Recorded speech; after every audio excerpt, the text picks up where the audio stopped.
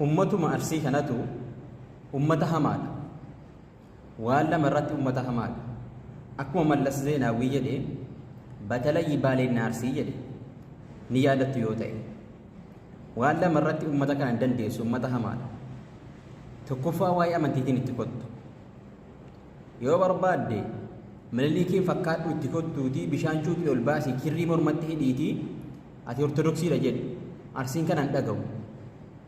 Yoo barbaadde Hayilee Sillaasee ta'e itti kottuutii hafuura Waaqayyooti ati pheenxeedha jedhiin Arsiin kana hin dhaga'u. Inni lammaffaa immoo gara sabummaatiin itti kottu. Mataan gadi qabachiisa jechuurra Arsii mataan si dhabamsiisaatu dhiyaata.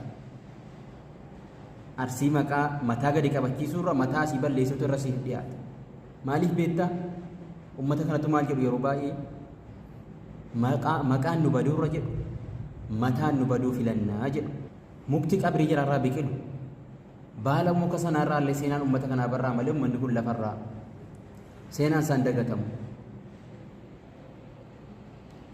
Warroonni tokko tokko jiru Arsiidhaa dhalachuu malee kan maalummaa Arsii hin beekne. Arsii yeroo jennu sikkoof mandoo qofaa miti. Waan Oromoo hundaan walitti hidhu waan baay'ee qabu. Waan Itoophiyaadhaan walitti hidhu waan baay'ee qabu. Waan addunyaadhaan walitti hidhu waan baay'ee qabu.